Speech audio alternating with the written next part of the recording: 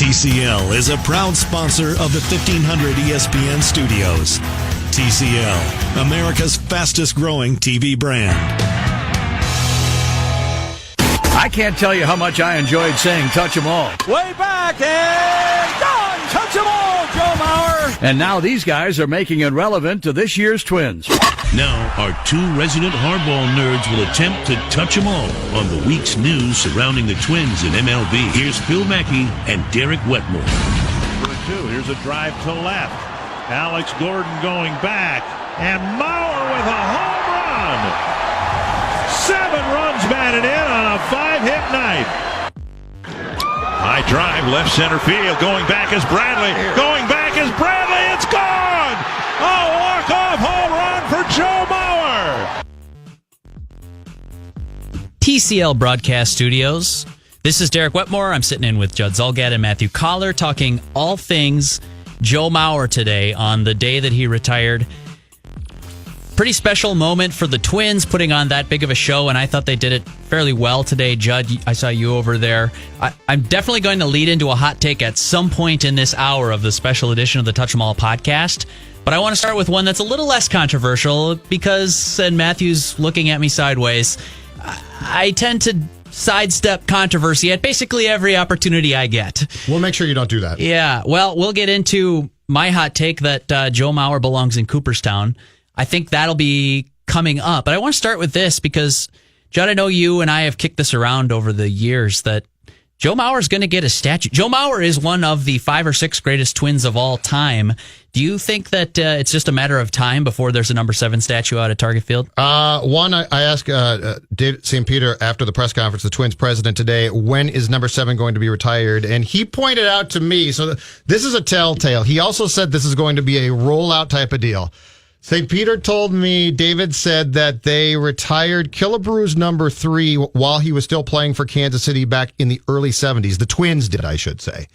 Puckett and Herbeck had their numbers retired immediately the season after they stepped away from baseball.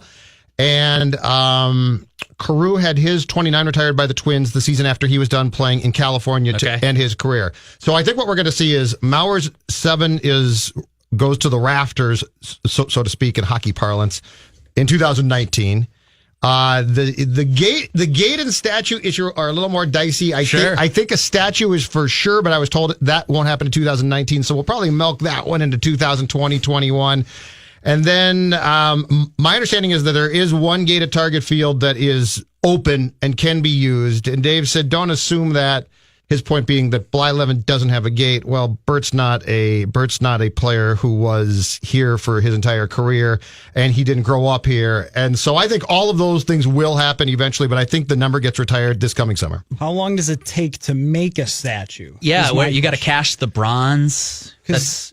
So he tells you he's going to retire, and then you get a guy to start working on the statue, and as soon as it's done, that's when Joe Mauer has his statue. It's not really about if he's going to have a statue, just where, based on all the other ones out there, where are you going to put it within them? And is he next to TC Bear like Judd would be or something like that? And what pose? I was on TC Bear's lap once for a picture. And the bronze TC Bear. We all remember that. Clarify. So, I guess the way that I came away from today and him retiring is not whether he's going to get all the extra things that go along with being a legend, but just whether the people who were sort of miserable about Joe Mauer over the last 5 years or so, whether they're done with that or not, right? Well, whether they just have nothing more to say about it. They complained when it was going on, but then upon reflection, it's sort of like in a different way, but comparable, that your Randy Moss became a bit of a pain.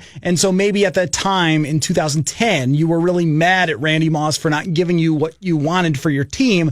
But ultimately you go, okay, we get it. He is one of the greatest of all time. I wonder if that is going to happen with Mauer, or if 10 years from now, someone will still call and go, yeah, but he made too much money. You know what? I firmly believe that the reason that a big part of the reason why people soured on Joe so much is the contract essentially dovetailed into the decline of the franchise. And people are going to forget that.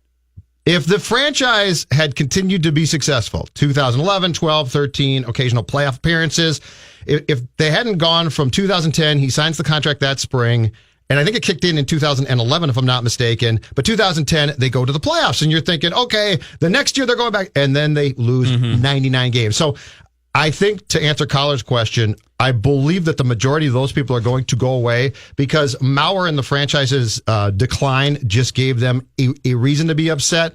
I don't think that that's going to linger now into Joe's retirement. Well, and that's right. I mean, and that's why Kirby Puckett is revered as one of the greatest Twins of all. He won 2 World Series rings. And let's be fair about that turn of the decade team. Joe Mauer was part of the reason that they weren't. I mean, in baseball, you can't lift an entire team up like LeBron can in the NBA.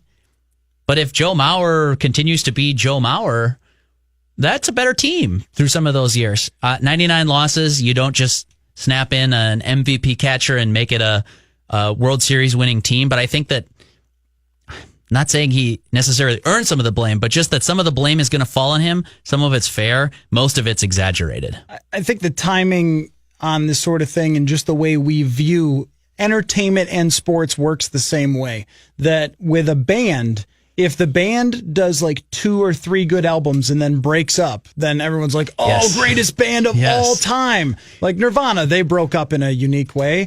But like if Nirvana makes 5 more albums. I don't know, it was unique. And then, I was sad about it. I don't know, it was unique. Disappointing and sad way. We'll put it that way. Yeah, maybe not unique for the genre. But anyway, you know, Nirvana makes 3 albums and they're all classics and everyone loves them and has them, and then they don't make anything more. But if they make 10 more and they're just like okay, and some good, some bad, like Smashing Pumpkins, for example, then you'd be like, okay, they're just maybe not as good as I think they were. Even though their peak was incredible, I think of Joe Mauer being sort of the same way, that the end actually is pretty good. Like he's still a good Major League Baseball player. He's Dave at the top Grohl of the lineup. Yeah, that's right. Like he's pretty good.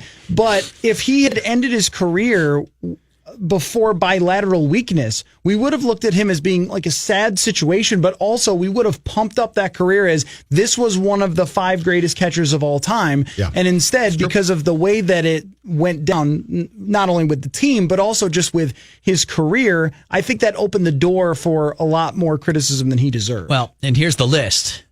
We're talking about not only greatest catcher conversation. He's not the greatest catcher, but you talk about him. If you're talking about some of the greatest catchers of all time, and you look at their best 5, 6, 7 years of their career, Joe Mauer's in that conversation. As far as Twins, he's kind of leading the conversation.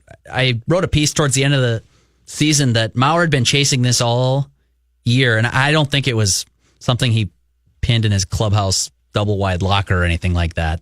But he was chasing Harmon Killebrew for the number of times reaching base in a Twins uniform. And Mauer surpassed him. Towards the very end of the season, he ends up 3,087 times on base in his 15-year big league career. That's ahead of Harmon Killebrew, ahead of Kirby Puckett, Rod Carew, Tony Oliva, whose career, of course, was cut short. That's the company that Joe Mauer keeps among Twins. So that's the part, like, let's just move past that part of the conversation. Twins legend, over and done with. Joe Mauer is on that short list of greatest Twins of all time. Yeah. Well, there have been 3 American League catchers to win a batting title, and all 3 are named Joe Mauer. Yeah. You cannot argue this. If you liked him, you didn't. The personality, you liked it, you didn't. You cannot argue the fact that he is one of the greatest, if not the greatest, hitting catcher in the American League to play the game. Now, if you want power, then I get it. Then you're going to say, well, he didn't hit bombs. Okay, he didn't hit bombs. But if we're talking about a guy who got up there and made contact consistently and worked counts and was a craftsman at the plate, and played a position at 6'5", by the way, which is incredibly demanding. Joe Mauer is the greatest hitting American League catcher. So there's these sort of different phases of Joe Mauer for what we can talk about is like some things that were disappointing toward the end of his career and the injuries that struck him and how he's viewed locally and how some put him up on the greatest pedestal of all time and then others tried to rip him down. But I think that when you're looking at that section of time where he's at his best, which was a long period, I think we're talking about like 8 years there. So that's 10 years as a catcher. Okay, so yes, it's a long period. A decade of greatness, and at the plate. Talking about the hitting, the batting champions and the getting on base and all that stuff. But I look at it through the lens of how rare he was as a catcher and how many catchers come through. That if this was just an outfielder, you'd say, well, those are still some really great accomplishments, but it's an outfielder. Mm-hmm. And the same thing goes for a first baseman. Like, that's the job. There are a lot of big mashers who can hit. Like Ryan Howard hit a bunch of home runs. Like, does anyone care about Ryan Howard? Not really. But when it's a catcher, at any given time in Major League Baseball, there's like two. Yes. And like one of them has been Yadier Molina the right. whole time. And then it's sort of a rotating cast of other guys. And so when Mauer is at his best, not just as a hitter, but behind the plate, and the pitchers that he was dealing with and how many guys had great sort of pop-up times with him as their catcher, I don't think that was ever by mistake. I think he was fantastic back there, and that impact on those teams getting to where they did is something that we sort of don't even look at enough because we're always talking about how good he was at the plate. We'll take a break here from the TCL broadcast studios. We're talking all things Joe Mauer on the day of his retirement on this special edition of Touch 'Em All with Matthew Coller and Judd Zulgad. I'm Derek Wetmore. We'll come back and I'll tell you why Joe Mauer is a Hall of Famer. Mauer swung on, ground ball single, base hit, center field. Joe Mauer, his first major league hit. High drive, deep right center field. Hello, Joe Mauer, touch 'em all. First major league home run. Joe Mauer, now former Twin star Joe Mauer. It still sounds a little weird to say. We are breaking. It? Yeah, it does feel a little weird. After the events of I knew this was going to happen. September 30th with him. Still, it seems I am completely at ease with saying if he had come back, if he had come out on Friday or Sunday with a full page ad in the papers and said, "Hey, folks, you know what? 2 more years. That was fun, but I would have been like, what? Like, you can't come out and you can." Molitor said that today. He basically told him, Joe, this is about as final as you can get. I don't know what more you could have done than what the Twins did. And by the way, that was great. Yeah. Like, I will always say this, for a parting shot from an athlete who was that good, I think that might be the coolest thing I ever see. Just the coming out of the catching gear and getting that hit, which was such a Mauer hit. Everything he did on that day was for a guy who we considered to be a vanilla personality. Everything on that day seemed so perfect. Yeah, that's Judd Zulgad. I'm Derek Wetmore. We're talking with Matthew Coller in the TCL broadcast studios. Special edition of Touch 'Em All. All things Joe Mauer. Guys, I think Joe Mauer is a Hall of Famer.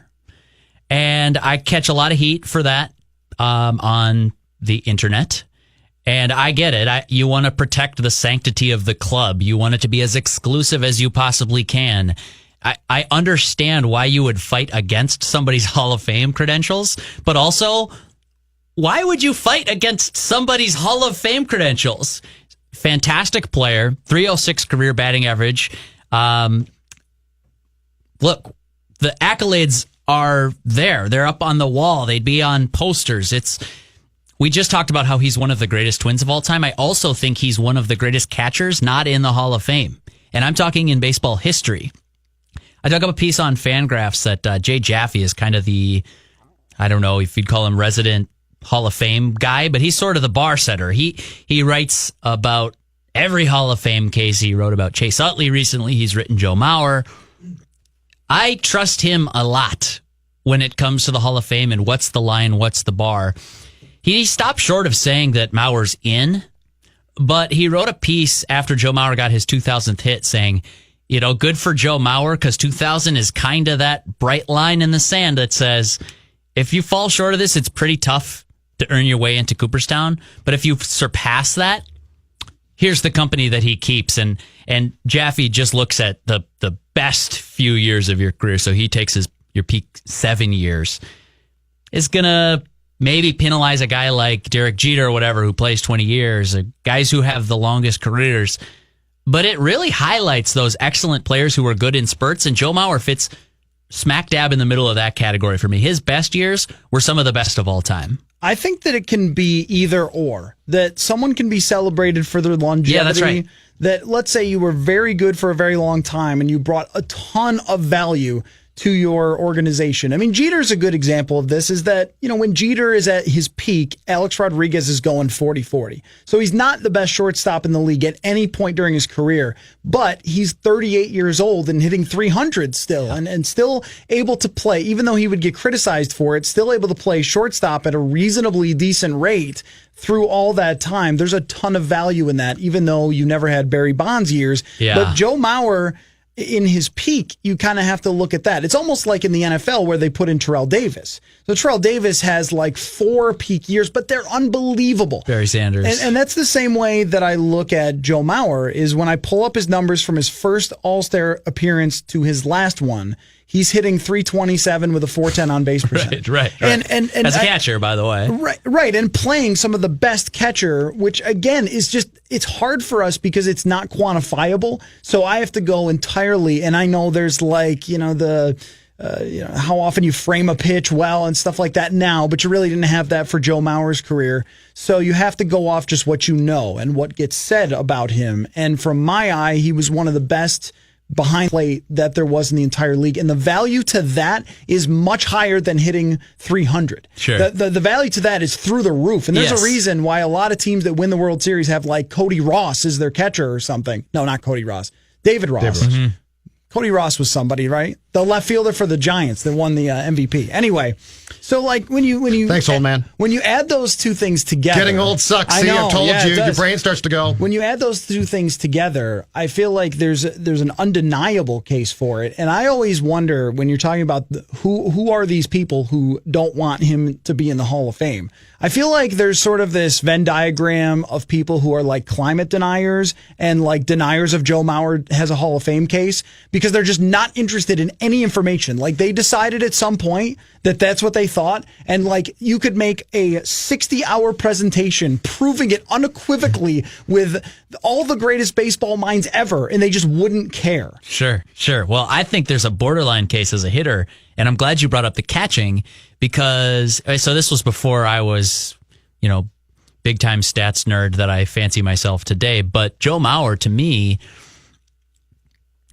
given the reviews that he gets from his peers as having been a good catcher, I honestly think it's possible that as we sit today, Joe Mauer's career is being underrated. I think this about Yadier Molina. I think this about Buster Posey. The best catchers, if they're good behind the plate, provide an unbelievable amount of value. And I think history is going to say that maybe, 5 years, in 10 years, maybe we'll be saying, oh, these guys, there's a reason that the Twins missed Jason Castro last year. Not to compare Jason Castro and Joe Mauer's careers, but having a backstop back there who is good at keeping strikes like Matthew talked about, getting a pitching staff through a game, planning for a series, all of these things add up to real wins over the course of a season and over the course of a career. Mm-hmm. And I think even before he gets credit for that, which I think he'll do in due time, I think as a hitter, Joe Mauer, the catcher, belongs in the conversation for Cooperstown. 2004 to 2013, during the time that Mauer was a catcher for the Twins, 323 batting average, 405 on base percentage, 468 slugging. It's pretty good. All right. So here's where I think our conversation is flawed, gentlemen. We are having the conversation in a state where Joe Mauer is seen as, but he made so much money at the end, right? My hot take is this. And not necessarily first ballot, but I think Joe Mauer is a shoo-in by the national writers for this. Do you? Yes, because I think ultimately they're going to look at that. 10 years as a catcher, it's a long time. 10 years is a long time, and you can, starting in approximately 2013, you can explain the decline. Yes, concussions. Yeah, I mean, it's not like a sad story of, well, he kept playing and then he just couldn't really play all that well, and I didn't get it. Yeah. I think the Joe Mauer story, career arc, and statistical evidence that he put up as a catcher, our conversation comes from the very small window of, what do you make of Joe Mauer? And guess what? The personality outside the state will never be considered. So if you didn't like the milquetoast, they're not going to care. If you liked it, they're not going to care. We factor in a lot of things in this conversation that when people start to get their ballots, they're not going to give a damn. What they're going to look at is 3 batting titles and the stats that I just read you guys as a catcher. And the fact that those teams were successful, I think he is an eventual shoe-in, not first time around probably, because that's this sacred thing that you don't do that. But I do think that he gets in, and I don't think there's nearly as much angst about that conversation outside of Minnesota. 6 All-Star appearances, 3 Gold Gloves, should have been 4, 3 batting titles, all as a catcher. Judd, as you mentioned earlier, the only American League catcher to get that done. I don't agree that there's not going to be pushback. I've already started to see some from the national crowd saying, it was a borderline case, but then he went to first base and it all went up in smoke. And that rubs me the wrong way sometimes, because we had this same conversation in April when he did get his 2000th hit, Judd. I think if Joe Mauer got the concussion from the foul tip in August in 2013, that game against the Mets, and that was just the end of his career, it was, brain injury, what are you going to do? That's the end of it. I think that Joe Mauer would be a Hall of Famer and there wouldn't be much argument against it. It's the fact that he hung around. That's what Coller's saying. The fact that he played a more challenging position offensively where there's greater expectations placed on the shoulders of first baseman. Then he gets compared with this other set of peers and he just, let's be honest about it, doesn't measure up to the best hitting first baseman in the American League. That's where this gets so tricky. I don't even think it's just from a local perspective. I think nationally, people are thinking like, well, when's the last time Joe Mauer went to the All-Star game? And yeah, he was the face of a franchise, but when's the last time the Twins were in the national conversation, right? So I think he will be penalized locally because lightning rod, but I also think he'll be penalized nationally for the move to first base, and that could hurt his case. I think about Mauer from the way that we view him and his personality and what role this plays in it, that he seems to be a punching bag because he never punches back, right? So that you could say whatever you want. And even today, I listened for the specific purpose to hear if he acknowledged at all the haters with 3 Z's at the end. I mean, but a lot of criticism came his way through that time of bilateral weakness, leg weakness, and the concussions and the contract and all that. And he gets to the end of his speech today and he thanks the media for writing stories about him and documenting his career. And it was so very extremely, exceptionally Joe Mauer to do that. Very to just on be brand. like, thanks guys for helping me out throughout my life. My grandparents kept all the stories. Right. I was thinking to myself, I hope they didn't keep all the stories, Joe. Yeah. right. Like, poor Nana is crying. You over kept every Royce column. You're in big trouble. Joe ain't going to be happy. Well, and that's part of it, is that since he never bit back, not even in the last moment, I guess, of his career, if that's what we're going to call it today, or just even putting on the catcher's gear again, where he had every opportunity to be like, guys, I was a great player, and I can't believe you said some of the stuff that you said about me when I was just battling injuries that I couldn't help. And I know that, but I always thought this about Joe Mauer, that if he had punched a guy like Molina is my favorite player in baseball. He will punch a dude all the time. At least twice a season, he's throwing a punch at somebody. And Mauer never did that. And he's never taken a jab at the media. He's never taken a jab at the other team. And I think that sports fans like that sort of thing. Yeah. That they really get behind it. Kevin Garnett's a great example of this, is you just love that he played with it all on his sleeve. He played with that fire. And the fact that Mauer didn't, I think, made it a lot easier for a lot of people to say things that they shouldn't have. I think opponents and peers feel a little differently than the fans, but that all plays into Joe Mauer's legacy and his perception. Let's take a break here from the TCL broadcast studios. Matthew Coller, Judd Zulgad, and Derek Wetmore talking Joseph Patrick Mauer on his special day. For that bat. To left field and deep. Welcome back. 2009 American League Most Valuable Player, Joe Mauer. I'm kind of speechless right now. He had one of the greatest seasons ever by a catcher. Now to think of an MVP is I don't know, I can't really describe it. Can't really describe it. Those are some Joe Mauer quotes for you. Yeah. It was pretty special, guys. A pretty special 15-year career for Joe Mauer. It ended today officially. We kind of knew it was headed this way. There was a big send-off on September 30th at Target Field. This is the Joe Mauer Hour, I guess. We're doing a special edition of the Touch 'Em All podcast from the TCL broadcast studios. I'm Derek Wetmore with Matthew Coller and Judd Zulgad. Guys, I actually think he sort of had to make this decision, but I think if it weren't painted into a corner this way, Joe Mauer could actually play and could actually help the Twins in 2019. He had 282, 351 with a 379 slugging.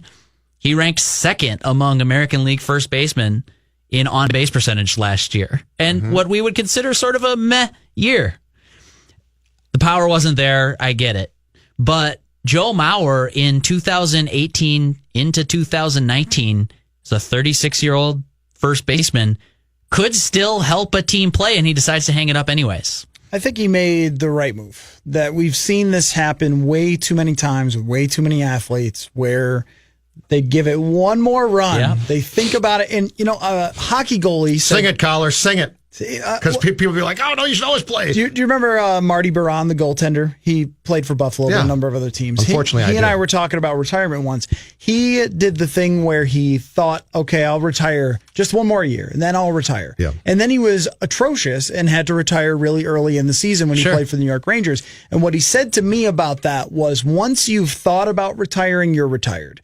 Because it's really hard. It's a huge distraction. You let off the gas. It's very hard to keep going the same way when you've already decided that it is soon over. And so for Mauer to make this decision now, as soon as retirement's there, he retires and we're good now. We don't have to see any sort of sorry decline. Yeah. Well, I think that's good.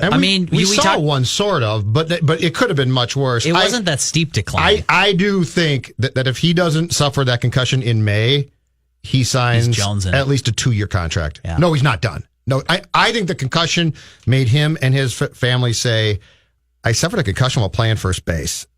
And we know for a fact, every concussion that you suffer gets worse and worse and worse. And I think he suffered that one, missed substantial time, and probably sat down with his wife and family, and they all probably said, at this point in time, it's not worth it. Yeah.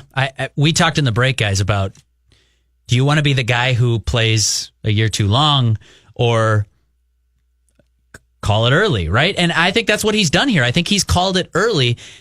I think athletes, as to your point, Judd, athletes are wired in a way that makes them constantly want to push. So in a way, it's almost surprising to see somebody step back. But you knew this was coming when he said on the final day of the season that I don't know which way this is going to go, but I want to get away from the emotion of the season, and let's be honest, probably the physical toll of the season too. I want to get away from that, make a clear-headed decision, and make sure I'm 100% behind the decision. When you start to hear that, 100% behind the decision, to your point, Matthew, I think that's already leaking into your head. When you're being asked about it every single day that you make an appearance in the clubhouse, it can't help but dominate your thoughts from a day-to-day basis. I also think that when you have this magical moment like he did, and he plays catcher for the last time and he walks off, and there's just so many great photos of that. Yeah. I don't know how many I've seen, but they're amazing. The videos of it, the photos of it, with him in the catcher's gear for one last time, and he actually gets emotional at that point, which was a great thing for everyone to see because you see so little of Joe Mauer's emotion. Yeah. Even when he's choking up today, you don't really hear like him just completely opening up. But it was almost like from that, he didn't have to say anything, but you saw what it truly meant to him to have this career, and he didn't have to explain it to you. So to have that sort of moment with him for everyone who's a Twins fan or followed his career, that's the perfect way to walk off. What you don't want, and I'm struggling to remember this exactly accurate, but I feel like Ken Griffey Jr. may have been carried off by his teammates. Oh, that I don't remember. Or something like this. Like he fell asleep in the dugout. No, but that was the next year when he came back. Well, that was really sad. I think in his he had this last game, and they carried him off or something, and it was just like this magical moment for Griffey, and then he came back. Yeah, and he was but White Sox Ken Griffey Jr. was not the same junior we grew up watching. And even Ichiro's career appeared to have come to an end last year, and then he started playing again this year, and they made him a coach or something. Well, he retired early in the season. Partway through the season. But this is what I'm talking about. Like, does that ever sneak into your mind where both of you said, and the break, that this would be an easy decision for me. You always want to. Torrey Hunter left after a good year in Minnesota when he probably would have had options to try and milk that thing. Yep. He didn't. He walked away. He had the good sense to walk away at that time. Mauer is doing the same thing. I just wonder, you only get to do that once, right? Isn't the certain finality of it? But Derek, what's the point? Like if Joe when you're 50, you're sitting in your rocking chair. But if Joe was on the team guys on the precipice of a World Series contending type title team, it might be really tough. You'd be like, my God, I played here my whole career, and now Buxton's going great, and Sano's a fantastic. He's hitting and Bryce bombs. Harper's joining the Twins next year, and we're unbelievable. And I'm going to walk away. No. But I think the concussion combined with the fact that this team, it might be ascending eventually, but is nowhere near being really, really competitive and good, or so it looks. I think it makes it very simple. So what, you're going to think you're going to be in your rocking chair at the age of 55 and thinking if I had been 36 and I don't think you think that. Well, I think you think that, but I don't think you should be thinking that. Maybe hung around for a year, 2 years, and they got this thing together. And okay, made a but quick then you're run. going to keep playing into 40? No, that's what I'm saying. Is like there's always that hope around the corner. My point is get out. That's why I wanted Peyton Manning to get out. I think you're throwing floating ducks. It's sad. But he went to the Super Bowl. Still don't care. Okay, I'm just saying. Still sad to watch. So I think bravo, Joe. I think there's something to be said for Joe having the sort of humility and the awareness to do something like this. I also think it plays out really nicely for the Twins. This could have got messy if he wanted to come back and you want to spend all this money this winter to go try to build a contender on the fly. You're going to have a lot, tens of millions of dollars to throw into free agency. You've got the prospect ammo to make big franchise-altering trades this winter.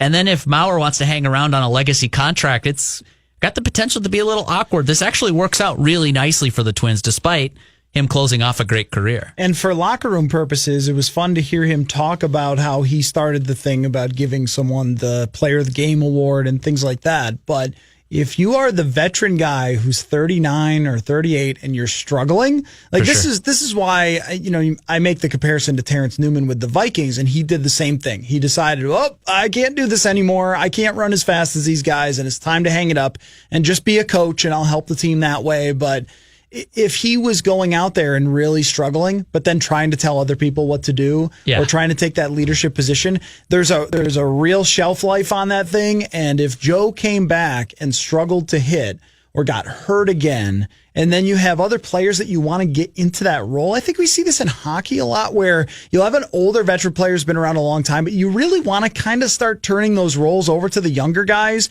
who are the next generation. Yep. And now you'd like to see, okay, so who becomes now the guy in this locker room? Who's the veteran sort of presence, or who's the young guy who starts to take that role on and take over this leadership type of thing?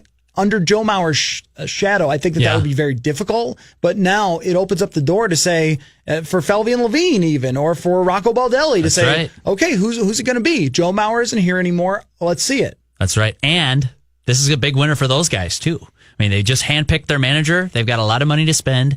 Cleveland apparently is willing to listen to sell off some players. So I think this sets up Joe Mauer's wonderful career this is the final chapter here today, but it also is sort of the beginning of a really interesting... This is a transition. This is a transition that had to take place at some point, and I think triggering it now is absolutely a good thing. I think this sets off a fascinating offseason for the Twins. We should talk about that next, and talk about maybe the biggest surprise, too, for you, Judd. I know what mine was from the press conference today. I'm talking all things Joe Mauer on the special edition Touch 'Em All. Judd Zulgad, Matthew Coller, Derek Wetmore from the TCL Broadcast Studios. Liner into center field, and Mauer breaks it up. Base hit. And for the third time, with one out in the ninth inning, Joe Mauer has busted up a no-hitter. TCL Broadcast Studios. This is 1500 ESPN. I'm Derek Wetmore with Matthew Coller and Judd Zulgad. Just wrapping on Joe Mauer after his retirement announcement today. Judd, you and I saw it a little bit differently. I had one big surprise from the press conference. I also, before we get out of here, boys, I want to talk about how this sets up such a fascinating winner for the Twins. But your surprise was a little bit different than mine. I'll go quick because mine's easy. Sure. I thought he was going to build a cabin in the woods and never be seen from again until they retired his number. You thought he was going to become the Unabomber? No, I thought he was going to become Henry Thoreau from Walden's Pond. He loves St. Paul. I just thought he would be the kind of guy who wanted to not be a part of the scene anymore. And then when he said today, I plan to be around, you'll be seeing me. This isn't a farewell. I thought, oh, that does surprise me. I think he's a guy who desperately wants to mix in with the scene, but I don't think he hates the scene. I just think he never ever wants to be or wanted to be the center of attention. Well, when you're Joe Mauer, I never thought that he'd go off and hunt for the rest of his life and basically say, see you later. Yeah, but you can't walk into a California pizza kitchen and go unrecognized in Minnesota if you're Joe Mauer. Are you sure of that? Oh, geez. Geez, are you sure you can't do that? I don't think for a second that he is unaware of his fame or his status as a public figure, but I've always sensed that it's not natural to him, that it's not his element. So anyways, that's why I thought he would disappear and just go fishing.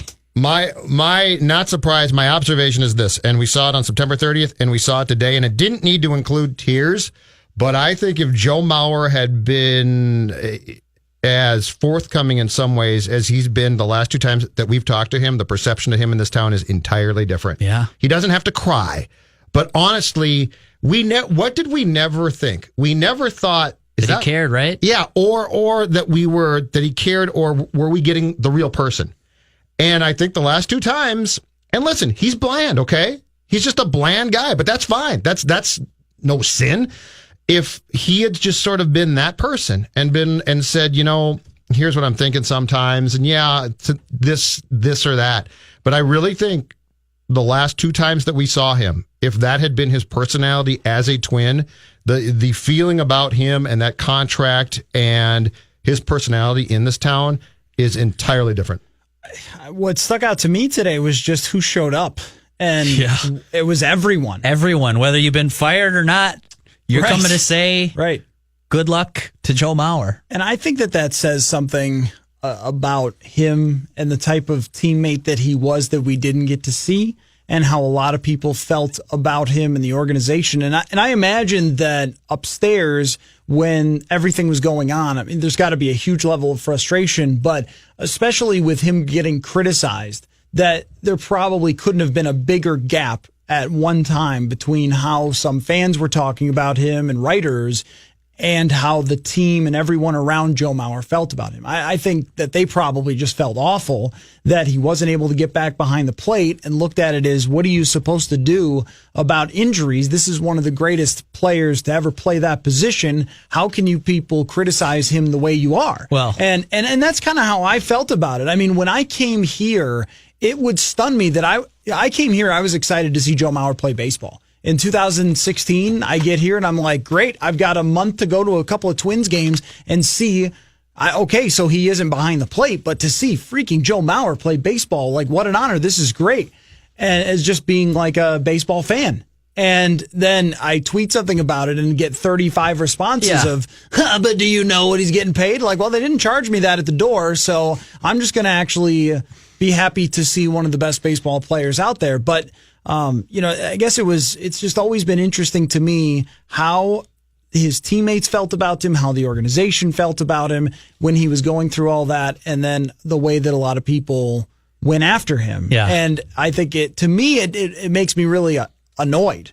I look at it and I just can't believe that there were people in this town that would say things like that. And it goes to his personality. Yeah. It's like, why do you care if he has great quotes in the paper? I mean, like, we want those. I get that. But, like, why do you care that he's bland? Like, doesn't the organization appreciate that usually when a player don't make headlines? It never, like, this is weird because Jeter would get, like, praised for this. Jeter would be like, oh, that's the way you do it. Right. But with Mauer, it was like, why don't you show any personality? I don't get that. It's what Derek said.